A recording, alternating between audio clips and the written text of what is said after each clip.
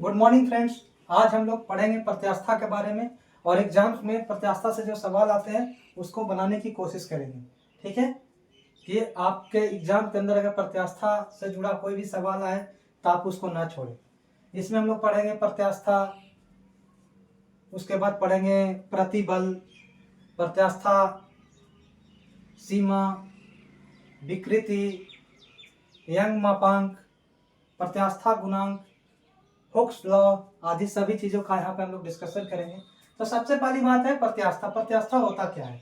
तो प्रत्यास्था पदार्थ का एक गुण होता है, पदार्थ का एक गुण होता है जिसके कारण उस वस्तु पर बाह्य बल द्वारा उत्पन्न प्रतिरोध का विरोध करती है और जैसे ही बल हटा लिया जाए वह वापस अपने पूर्व अवस्था में आ जाती है। उदाहरण के लिए सबसे सरल और जो सुदृढ़ उदाहरण है, जो समझने के लिए आसान है, जैसे हम यहाँ से रबर बैंड उठाते हैं और इस पे हम एक एक्सटर्नल फोर्स यानी बाहरी बल लगा करके इसको स्ट्रेच कर देते हैं, लंबा कर देते हैं। लेकिन जैसे ही इसको हम छोड़ते हैं तो देखिए पुनः अपने अवस्था में वापस चली आती है। तो ये इस रबर का गुण है, इसी रबर के गुण को इस रबर का प्रत्यास्था कहेंगे। ठीक है, इसका प्रत्यास्था कहेंगे। तो प्रत्यास्था को एक बार फिर से समझते हैं। सबसे पहले प्रत्यास्था एक गुण होता है। प्रत्यास्था क्या होता है? वस्तु का एक गुण होता है। इस गुण के कारण वस्तु किसी बाह्य बल से उत्पन्न परिवर्तन का विरोध करती है तथा जैसे ही बल हटा लिया जाए तो वह पूर्व अवस्था में वापस आ जाती है। जैसे मान लीजिए आपके पास अगर कोई एक ऐसे ये रड टाइप के है और आप इसको एक्सटर्नल फोर्स लगा करके इसको आप दबा करके आप मान लो ऐसे करके इसको मोड़ देते हैं। ठीक है, तो फिर जैसे ये फोर्स यहां से हटाते हैं ये पुनः इस अवस्था में वापस चला जाएगा। यही प्रत्यास्था है, यही इसका गुण है। अब बात करें कि प्रत्यास्था सीमा क्या होता है। प्रत्यास्था सीमा के बारे में, ठीक है, इसको बोलते हैं इलास्टिक लिमिट। इलास्टिक लिमिट नाम से ही क्लियर हो रहा है, एक सीमा है, एक लिमिट है। ये नाम से ही क्लियर है, प्रत्यास्था की एक सीमा है। क्योंकि रबर बैंड को अगर आप बहुत ज्यादा फोर्स लगा करके खींचेंगे, बहुत ज्यादा एक्सटर्नल बाह्य फोर्स लगाते हैं तो वो रबर बैंड टूट जाएगा और उसकी प्रत्यास्था सीमा वहां पे समाप्त हो जाएगी। जिस सीमा के बाद उसमें होने वाले विकृति या परिवर्तन वापस ना आए, उस सीमा के बाद वही सीमा जो है कहलाता है प्रत्यास्था सीमा, इलास्टिक लिमिट। जैसे मान लीजिए इस रबर को ही अगर हम लोग, जैसे देखिए यहाँ पे रबर है, यहाँ पे हम लोग खींच रहे हैं, इसके बाद ये रबर नहीं खींचाएगा तो ये इसकी प्रत्यास्था सीमा, इससे ज्यादा जैसे ही खींचेंगे ये रबर टूट जाएगा। ठीक है, तो इसको हम लोग समझते हैं। और भी चीजें हैं इसमें। प्रत्यास्था सीमा को समझने के लिए समझ लीजिए कि एक मैक्सिमम लिमिट जिसको बोलते हैं ना, कि इस लिमिट के बाहर कोई भी चीजें होगी तो ये विकृति वापस नहीं आएगी। ठीक है, आगे हम लोग पढ़ते हैं विकृति, स्ट्रेन। आगे का हमारा टॉपिक है विकृति। विकृति इंग्लिश में इसको स्ट्रेन बोला जाता है।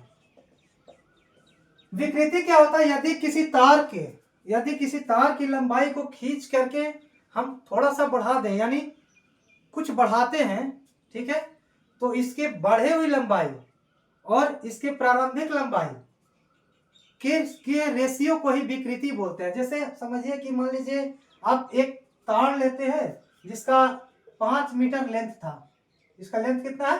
5 मीटर। समझ में आ रहा है ना? ठीक है, चलो 5 मीटर लेंथ है। अगर आप इस पे एक एक्सटर्नल फोर्स लगाते हैं और इसको खींच करके 6 मीटर का कर देते हैं, कितना मीटर का कर दिए?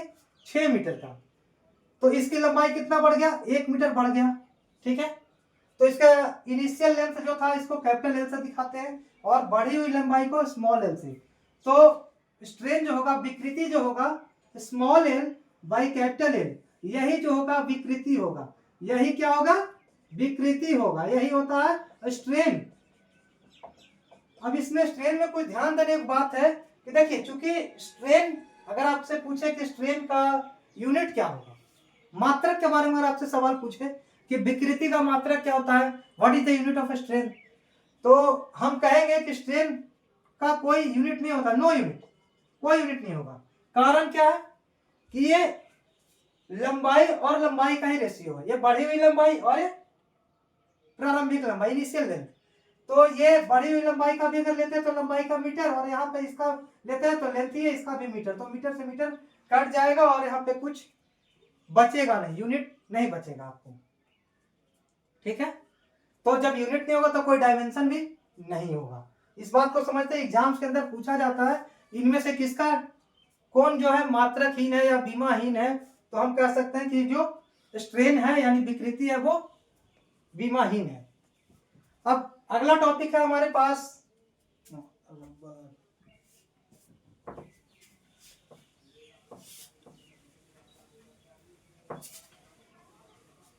अगला जो पॉइंट है पढ़ने के लिए वो है प्रतिबल। प्रतिबल, इसको इंग्लिश में स्ट्रेस बोलते हैं। नाम से ही क्लियर होता है, कुछ प्रेशर टाइप का है, दाब टाइप का है। तो ये दाब स्ट्रेस कहता ना, क्या अमुक व्यक्ति स्ट्रेस में है या हमको थोड़ा स्ट्रेस है, किसी बात का चिंता है, दाब है, प्रेशर है, वही इसी से क्लियर होता है कि प्रेशर टाइप का ही कुछ है।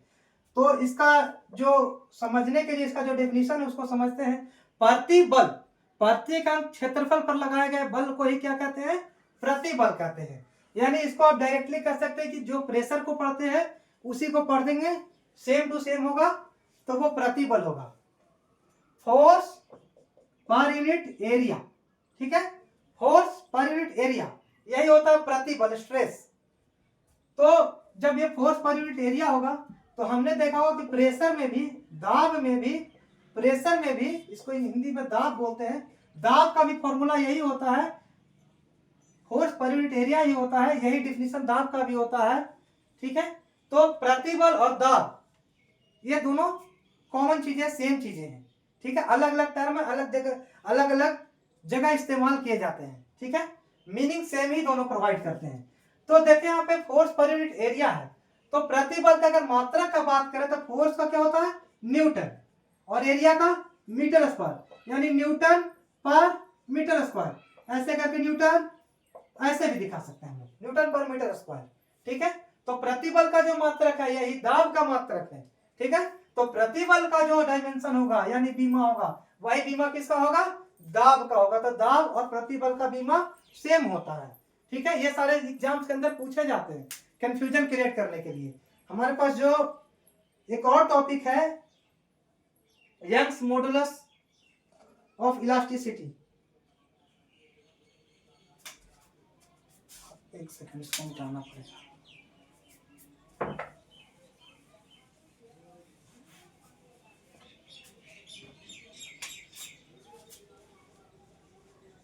यंग्स मॉडुलस ऑफ इलास्टिसिटी, प्रत्यास्था का यंग मापांक।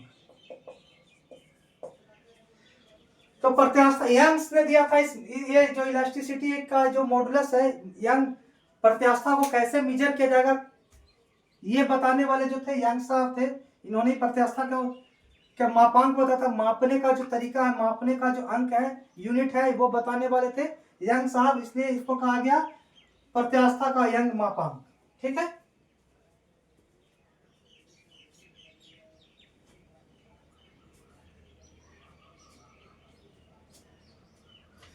तो ये कहते हैं कि अभी हमने पढ़ा स्ट्रेस और स्ट्रेन के बारे में, प्रतिबल और विकृति के बारे में। तो प्रतिबल और विकृति के अनुपात को, चूंकि विकृति किसी तार में होती है, लेंथ वाली चीजें हैं। ठीक है, तो अभी हम समझते हैं प्रतिबल प्रत्यास्था का यंग मापांक जो होता है, ये प्रतिबल और डिवाइड करते हैं विकृति से। ठीक है, किससे डिवाइड करेंगे, विकृति से। प्रत्यास्था का यंग मापांक जो होता है प्रतिबल बाई विकृति होता है। प्रतिबल और विकृति का जो रेशियो आएगा, जो निकल के आएगा, प्रतिबल को अगर विकृति से डिवाइड करते जो निकल के आएगा, यही प्रत्यास्था का यंग मापांक है, जिसको हम कहेंगे उस तार के प्रत्यास्था का यंग मापांक। ठीक है, अब जो अंतिम टॉपिक है आज का वो है Hooke's law. Hooke's law, Hooke's law को डिस्कस करते हैं। मैं एक मिनट थोड़ा पानी पी करके फिर आपको बताता हूं।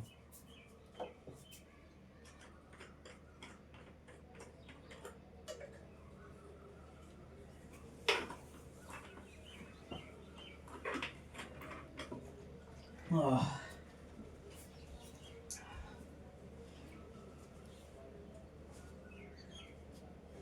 हाँ, तो यहाँ पे हुक्स लॉ, ये हुक्स साहब ने बताया था, प्रत्यास्थता से जुड़ी हुई उनकी एक नियम है, लॉ है, इसके बारे में हम लोग पढ़ते हैं। तो हुक्स साहब ने बताया कि प्रत्यास्थता सीमा के अंदर, सबसे पहले उन्होंने शर्त रखा कि प्रत्यास्थता सीमा के अंदर, प्रत्यास्थता सीमा के अंदर विकृति जो होती है, स्ट्रेन जो होती है, परिवर्तन जो होती है, वह उस पर लगाए गए, यानी उस पर, किस पर, ऑब्जेक्ट के ऊपर, वस्तु के ऊपर लगाए गए बाह्य बल के अनुक्रमानुपाती होता है, मतलब कि प्रोपोर्शनल होता है। कहने का फिर से एक बार सुनते हैं। सबसे पहले हुक साहब ने बताया कि प्रत्यास्थता सीमा के अंदर, तो जो भी बात करेंगे वो इसके अंदर बात करेंगे, प्रत्यास्थता सीमा के अंदर, क्योंकि इस सीमा के बाहर जाने के बाद वो चीजें प्रत्यास्थता को फॉलो नहीं करेगी, प्रत्यास्थता का गुण उसका खत्म हो जाएगा। ठीक है, तो हुक साहब ने बताया था कि प्रत्यास्थता सीमा के अंदर जो विकृति आती है, जो चेंजेज आते हैं, जो परिवर्तन होंगे, वह उस पर लगाए गए एक्सटर्नल फोर्स के प्रोपोर्शनल होंगे। जैसे कि एग्जांपल अभी हम रबड़ दिए थे ना, रबड़, हाँ यहाँ पे, जैसे फॉर एग्जांपल हुक साहब ने कहा कि इस रबड़, ये देखिए ये प्रत्यास्थता शो करने वाला ऑब्जेक्ट है, अभी इसको खींचते हैं, हमने इस पर थोड़ा सा एक्सटर्नल फोर्स लगाया तो इस पर थोड़ी सी विकृति आई, यदि हम अधिक एक्सटर्नल फोर्स लगा रहे हैं तो ज्यादा विकृति आ रहा है। तो हुक साहब ने यही बताया था कि प्रत्यास्थता सीमा के अंदर, चूंकि इसको देखिए एक लिमिट के अंदर रख के हम बता पा रहे हैं, तो प्रत्यास्थता सीमा के अंदर विकृति जो होती है, चेंजेस जो होते हैं, परिवर्तन जो होते हैं, वह उस पर लगाए गए बाह्य बल के अनुक्रम अनुपाती होता है, मतलब कि प्रोपोर्शनल होता है। कहने का डायरेक्टली आता है कि अगर फोर्स बढ़ाएंगे, बाह्य बल बढ़ाएंगे, तो विकृति यानी स्ट्रेन ये भी बढ़ेगा। फोर्स कम लगाएंगे तो ये, अगर इसको कम करेंगे तो ये भी कम होगा, अगर ये बढ़ाएंगे तो ये भी बढ़ेगा, ये दोनों डायरेक्टली प्रोपोर्शनल होता है।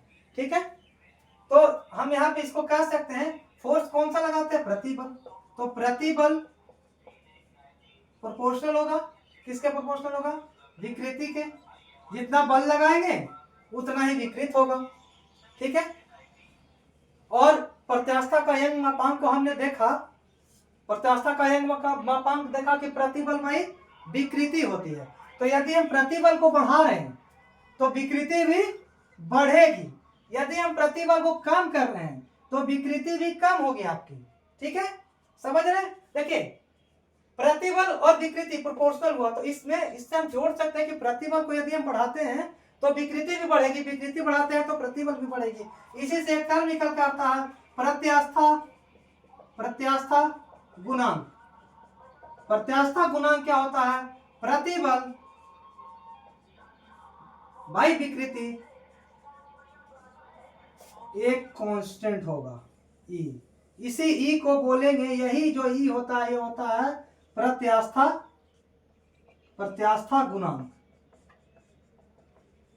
ओके, अब आप लोगों को समझ में नहीं आ रहा होगा, पूरा क्लियर कॉन्सेप्ट नहीं है, कोई बात नहीं, इसको हम फिर से बताते हैं, मुझे समझ में आ रहा है। हमने हुक्स लॉ के माध्यम से देखा, हुक्स लॉ को हम लगा करके देखे कि यदि हम प्रतिबल बढ़ाएंगे तो विकृति भी बढ़ेगी, और यहाँ यंग मापांक जो होता है ये प्रतिबल बाई विकृति का रेशियो होता है। तो यदि प्रतिबल को बढ़ाने पे, इसको बढ़ाने पे विकृति बढ़ती है, ठीक है, तो मान लो अगर पहले आपके पास एक हम टर्म लेते हैं, प्रतिबल है मान लीजिए 2 और विकृति है आपके पास 4, ठीक है, तो आपका जो प्रत्यास्थता गुणांक आएगा, मापांक आएगा 1/2 आएगा।